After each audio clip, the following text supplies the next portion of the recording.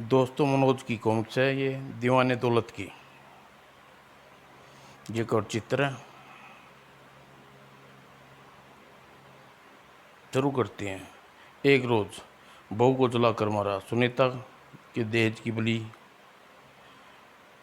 और बहू जली। वकील राम प्रसाद अखबार पढ़ रहे थे। एक खबर पढ़कर उसका चेहरा गुस्से में बुरी तरह तनतना हो गया। उफ, पता नहीं हमारे देश में दहेज का यह कलंक कब मिटेगा। कब तक मासूम युवतियाँ दहेज के बलिदान पर कुर्बान होती रहेंगी। कब तक रुकेगा यह खून का यह दरिंदी की भरा खेल। तभी रामप्रसाद का बेटा मोहन वहां आ पहुंचा। मोहन की आयु लगभग 14 वर्ष थी, किंतु हिम्मत और साहस मानो कूट कूट कर भरा था। दूसरे के दुख दर्द बांटने के लिए खातिर वह मौत के मुंह में भी छलांग लगाने के से नहीं हिचकता था। आज पूरे शहर में मोहन के नन्हे जासूस के नाम से प्रसिद्ध हो चुका था। Good morning daddy. Good morning son. क्या बात है डैडी, आप सुबह सुबह परेशान नजर आ रही हैं। हाँ बेटा, तुमने ठीक पहचाना। इस सुबह वाकई बहुत परेशान हूँ, क्योंकि आज एक बहू को फिर जलाया गया है। यह कोई नई बात नहीं है डैडी। बहुएं जलाना तो आज हमारे समाज का फैशन बन गया है। वह कौन सा मनुष्य दिन नहीं है जहाँ कोई मनुष्य मासूम बहू न जलाई जाती हो। काश लालच का यह दानव हमारे देश में इतनी बड़ी बुरी तरह न बैठा होता। इतनी मासूम युक्तियों को मौत के मुंह में न देखना पड़ता। देश रूपी काल दानव उनको इस तरह न निगल पाता। काश आन की बात आन किसी बात किसी भी दिन अखबार उठाकर देख लो, तुम्हें किसी सुनीता, शालिनी या माधवी नाम की बहू जल कर मर जाने वाली खबर जरूर पढ़ने को मिलेगी जाएगी। सोचकर आत्मा का खून के आंसू बहाने पर मजबूर हो जाता है। क्योंकि ऐसा क्यों होता है बेटे? डैडी, भावनाओं में को समझकर मोहन का दिल श्रद्धा से भर उठा। किसी ने सच ही कहा है डैडी कि पाप का घड़ा बहुत जल्दी ही फूटता है। विश्वास रखिए, जुल्मों की अत्याचार का यह व्यापार ज़्यादा दिन नहीं चलेगा। वक्त दूर नहीं जब हिंदुस्तान में हर नौजवान जाग उठेगा और दहेज की कुनीतियों को हमेशा हमेशा के लिए देश से मिट जाएगी। शाबाश बेटे, पढ़ी शायद घड़ी शायद तुम पढ़े लिखे लोगों होगी तो पूछना भूल गया था, आज तुम फिर स्कूल नहीं गए। डैडी बस जा ही रहा हूँ। Bye daddy. बाय बेटे। कितना साहसी और बहादुर है मेरा मोहन। पता नहीं मैंने कौन सा पुण्य किया था जो ईश्वर ने मोहन का जैसा बेटा दिया। किसी ने किसी दिन मोहन मेरा अवश्य मेरा नाम रोशन करेगा। काश दहेज के ऐसे लालची मेरे सामने आ जाएं तो उन्हें बताऊं कि एक अबला मासूम की जान की कीमत क्या होती है। और जैसे ही मोहन कोठी से स्कूल जाने के लिए बाहर निकला, मोहन भैया, अरे ओह, मुझे किसने पुकारा? और चारों ओर देखने से मोहन अपने घर के 2-3 कोठियों छोड़कर जगत नारायण की कोठी की खिड़की की अनीता का चेहरा दिखाई दिया। शायद उसी ने पुकारा है। उसी ओर चल पड़ा। अरे अनीता भाभी, आप धीरे बोलिए भैया, मेरा एक छोटा सा काम करोगी? क्या काम भाभी? यह पत्र लेटर बॉक्स में डाल देना। भगवान के लिए किसी को इसके बारे में पता नहीं चलना चाहिए। लेकिन भाभी, आपके चेहरा क्यों उतरा हुआ है? कहीं किसी ने कोई झगड़ा तो नहीं हुआ? नहीं नहीं, तुम कुछ नहीं हुआ भैया। और मोहन को अनीता का चेहरा देखते रह गया। उसने अनीता के फैली दुख की रेखाएं इस बात की चुगली खा रही थी कि कुछ न कुछ छिपा रही है। फिर कुछ सोचकर आगे बढ़ गया। मोहन अनीता का पत्र ले तो आया था, परंतु उसके मन में संख्या उत्पन्न हो चुकी थी। उसने लेटर बॉक्स के पास खड़ा होकर पत्र लिखा, पता पढ़ा और सोच में पड़ गया। ओह, विशालगढ़ तो भाभी अपने मायके में पत्र भेज रही है, किंतु इस तरह घबरा कर छिप कर क्यों? वह लालची जगत नारायण इन्हीं तंग तो नहीं कर रहा। खैर, कल सुबह पिकनिक पर जाना है, परसों ही देखूंगा। और रात को मोहन आंखों में के सामने अनीता का घबराया चेहरा घूमता रहा। और सुबह जब वह अपने दोस्तों के साथ पिकनिक पर पहुंचा तो उसका चेहरा उदास उदास था उसका चेहरा उदास था। क्या बात है मोहन, सुबह सुबह तुम उदास लगती हो? तो तबीयत तो ठीक है यार। मेरी तो तबीयत ठीक है, परंतु अनीता भाभी, हमारे पड़ोस में जगत नारायण की बहू, वह कुछ बीमार सी लग रही थी, डरी हुई लग रही थी। 8 महीने पहले उसकी शादी हुई थी तो कैसी अप्सरा सी लगती थी। पर लेकिन क्या क्या लगता है तुम, वह परेशान क्यों है?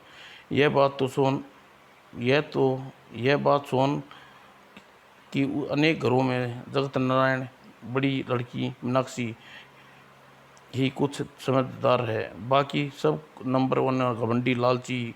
मुझे लगता है कि लोग भाभी को परेशान करती हैं। अच्छा, यह जाकर पूछना।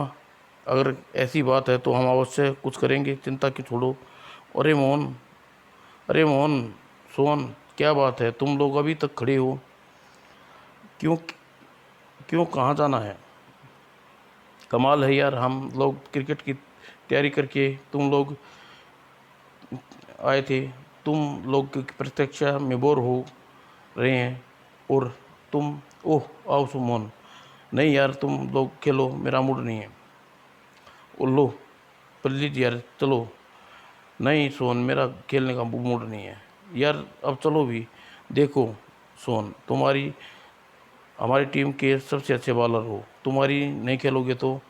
नहीं, सोन ने कहा, खेलने का बिल्कुल मूड नहीं है, अब चलो भी यार, शायद खेलने से मूड ठीक हो जाए। और दोनों का आग्रह करने पर सोन विवश हो गया। और दरअसल मोहन स्कूल की क्रिकेट टीम का सबसे घातक बॉलर माना जाता था। बिना किसी टीम अधूरी थी। कुछ देर में खेल शुरू हुआ। और अरे मोहन को क्या हो गया, ढंग से खेल ही नहीं रहा। हाँ, मैं क्या ये देख रहा हूँ यार, आज मोहन का मूड वाकई खेलने का नहीं है। No ball. मोहन इतनी सारी नो बॉल एक साथ दे कर दी, यह बड़ी अजीब बात है यार। आज तो तुम कोई क्रिकेट भी नहीं मिला, तुम आज क्रिकेट भी विकेट भी नहीं मिला, रन भी खूब दिए। You are right. और खेल समाप्त होगा। सारी मोहन, आज ढंग से खेल नहीं पाया तुमने। मुझे मालूम है कि दिमाग रूप से कितने परेशान हो। डोंट वरी यार, मैं तुम्हारी परेशानी समझता हूँ। खैर कोई बात नहीं, हम लोग सबसे पहले अनीता भाभी की समस्या का हल करेंगे। आज से खेलना बंद और जासूसी शुरू। सोन समझ जाने पर मोहन को सामान्य हुआ और कुछ, परंतु उसका मन अभी भी वापस लौटते हुए भी बेचैन था। जीवन में पहली बार ऐसी बेचैनी महसूस कर रहा थी। और मोहन ने सोहन के घर के कुछ दूर मेन रोड पर से मोटरसाइकिल रोकी। अच्छा, कल मिलेंगे। और हाँ, अनीता भी भाभी ज़रूर पूछना, देखना उन्हें कोई परेशानी नहीं हो। हाँ, मैं बात करूँगा। और मोहन धीरे धीरे चलता हुआ अपने घर की तरफ बढ़ गया। जगत नारायण के घर की भीड़ देखी तो उसका माथा ठनका, रे यह जगत नारायण के घर में भीड़ कैसी? और वह भागता हुआ जगत नारायण की कोठी पहुंचा और उसकी माता जी भी कोठी से निकल रही थी। मम्मी, क्या हुआ? इतने सारे लोग यहाँ इकट्ठे क्यों हैं? बेटा, बहुत बुरी खबर है, अनीता की मृत्यु हो गई। क्या? अनीता भाभी की मृत्यु हो गई? ओह, क्या?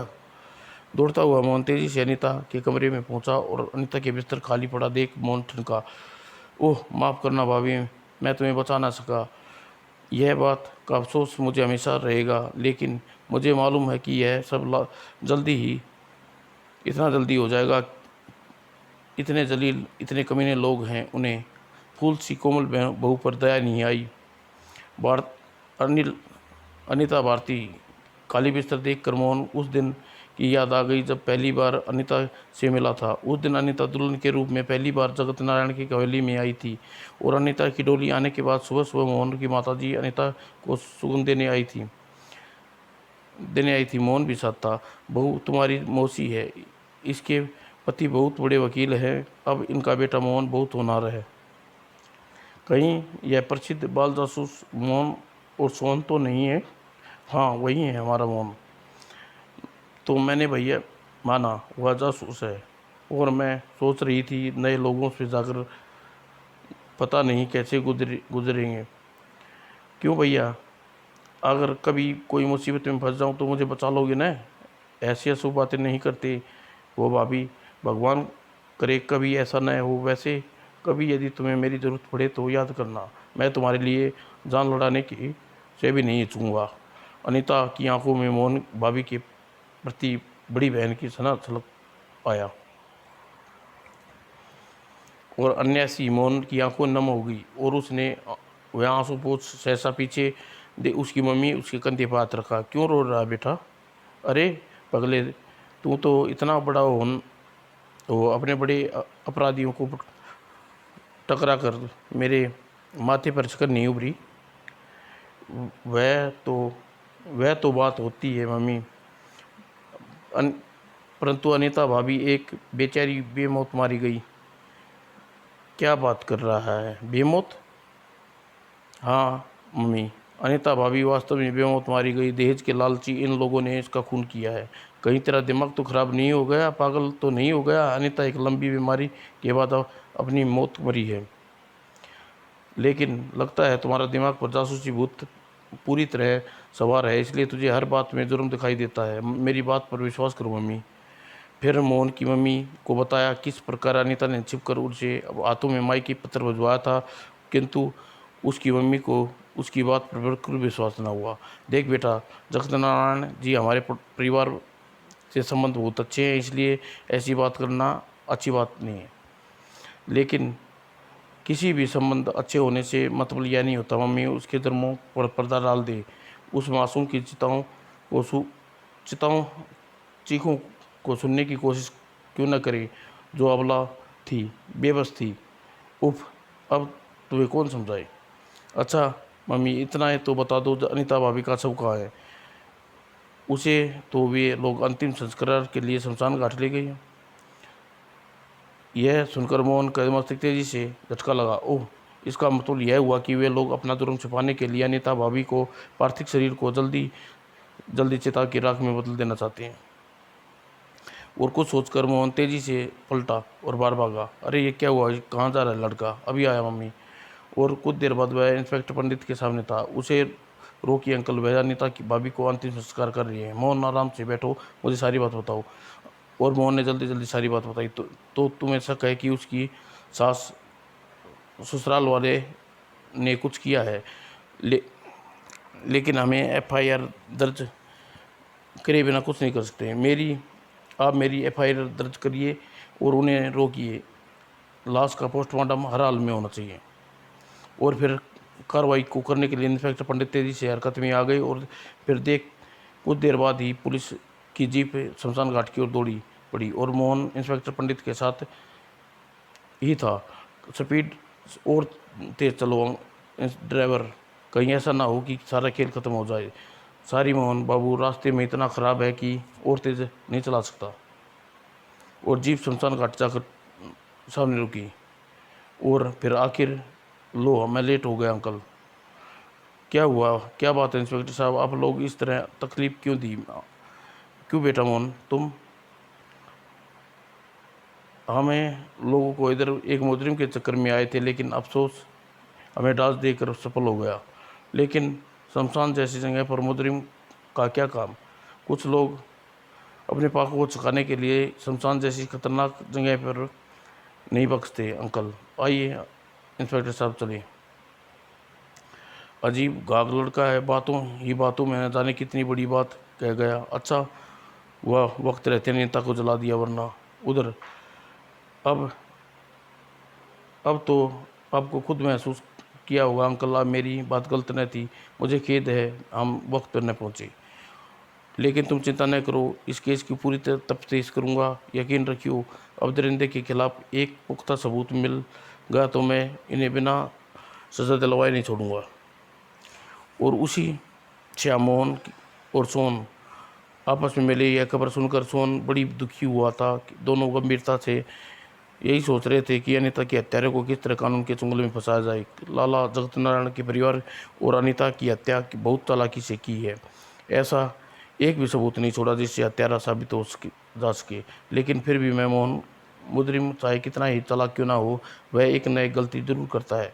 अब सवाल तो ये उठता है, आखिर वह लोग कौन सी गलती की होगी। वक्त का इंतजार करो और उन लोगों के ऊपर नज़र रखो, कोई न कोई सबूत अवश्य मिलेगा। मेरे ख्याल से इस तरह वक्त बर्बाद करने से कोई फ़ायदा नहीं है। कोई ठोस सबूत स्कीम बनानी पड़ेगी। और अनीता को स्वर्गवासी हुए 6-7 दिन हो चुके थे। पुलिस गुप्त रूप से तफ्तीश कर रही थी और मोहन प्रतीक्षा कर रहा था कि अनीता के मायके से कोई आए। पर एक दिन उसे पता चला अनीता का भाई और पिता आए थे। भाई साहब, मुझे अपने अनीता भाभी के बारे में कुछ बातें करनी है। हमारी कोठी के पिछले दरवाजे पर आने की कृपा करो। आते ही और देखो वह यह क्या कहता है। और दोनों कोठी के पिछले दरवाजे पर। समझ में नहीं आता कि लड़का क्या चाहता है। किसकी बात सुनने में बुराई क्या है पिताजी। और गर्मियों की दोपहरी में गली सुनसान पड़ी थी। किसी ने भी उन्हें आते जाते नहीं देखा। मोहन ने अपने ड्राइंग रूम में ले आया। आप थोड़ी देर बैठिए, मैं आपके लिए चाय लेकर आता हूँ। नहीं बेटा, हम लोग की भूख प्यास मर चुकी है। तुम बताओ क्या बात करनी चाहते हो तुम मुझसे। मेरा नाम मोहन है, मैंने अनीता भाभी के बारे में कुछ बात करनी है।